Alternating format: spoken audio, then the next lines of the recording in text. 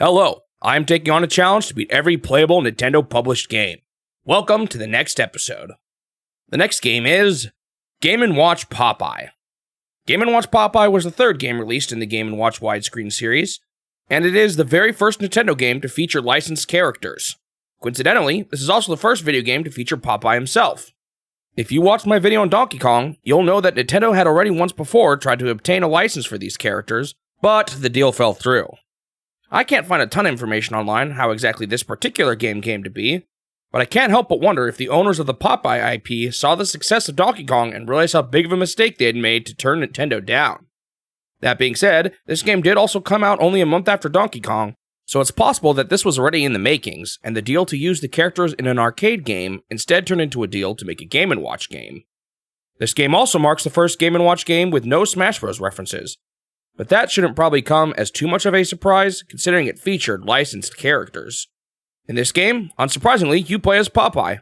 For some reason, you are standing in a boat trying to catch various cans of spinach and pineapples that olive oil is chucking at you from a ledge. Bluto doesn't want this for some reason, and will try to bonk you on the head with a hammer. While writing this, I was a little confused as to what was actually going on here, so I hunted down the instruction manual to see if it explained the story of this one. Turns out, it does. It explains that Popeye and Olive Oil are going on a trip, and they are loading up on spinach and other food for the trip. This doesn't seem like a smart way to do this, but hey, they gotta make a game out of it somehow, right? The manual doesn't give us too much information on why Brutus is... Wait a second. Brutus? I thought his name was Bluto. Well, if you didn't know your Popeye lore, Brutus is actually a separate character from Bluto. He was a character created for the Popeye the Sailor TV series.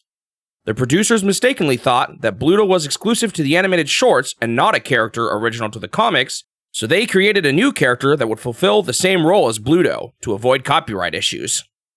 People typically thought of these two characters as the same character, but in 1988, a comic book published by Ocean Comics presented them as two separate characters and explained that they were actually twin brothers. That being said, the design in this game clearly matches the appearance of the classic Bluto and not the look of Brutus from the TV show, so it seems like Nintendo likely considered them the same person when they made this game. Alright, now that we know what's going on, how does this one play? The core element of catching falling food feels very reminiscent of the other timing-based Game & Watch games, particularly Parachute. However, the big change here is the addition of Brutus. In Game Mode A, he only appears on the left side, but he adds a new level of challenge to the formula. Now you can't just safely wait at the far left if the next piece of food is falling there. You have to be careful to avoid his swings, and he swings often. You'll often see him swinging when you want to be at the left for the next item of food. The way this one handles life is a bit unique too. If you get hit on the head by Brutus, you lose a whole life, but if you miss an item of food, you only lose half a life, represented by the food floating by in the water. If you drop a second food in the water at this point, it gets converted into a full life lost. This makes things a bit more interesting, since it generally means you want to err on the side of missing the food since it is less punishing than a hit by Brutus. I got destroyed on my first attempt, getting bonked by Brutus when I only had 31 points. My next run went a lot better though, but I still only made it to 118 points. If you haven't watched my videos on the other Game & Watch games, my goal is to get to the life refresh, which is at 200 points in this game. I got so close on my next run, but lost at 193 points.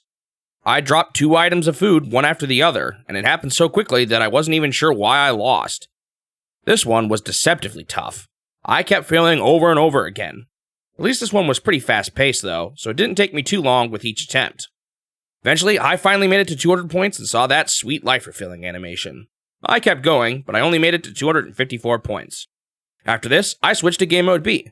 In this mode, he moves between the left and right sides of the screen. On the right, he's ditched the hammer and he goes for a massive swing with his fist instead. While this is definitely harder, it's not quite as bad as you might think, since he can only be at one side at a time.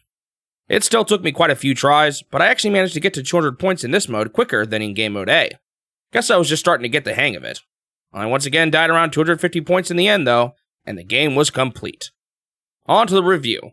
While this one does feel pretty similar to many of the previous ones, Brutus adds enough variety here to help the game stand out from the others. It's quick-paced and requires some quick reactions, although sometimes Brutus can feel a bit too brutal for my tastes.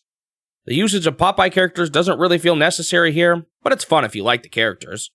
Like many of these Game & Watch games at the time, the gameplay is fun enough, but I got bored of it pretty quickly, resulting in a score of 6 out of 10. Thanks for watching the video. If you want to see more of these in the future, make sure you subscribe to the channel so that you won't miss out on the next one. Also, leave a like if you enjoyed it, since it'll help the channel grow and motivate me to continue this series. I hope I will see you in the next step of my quest to beat every Nintendo game.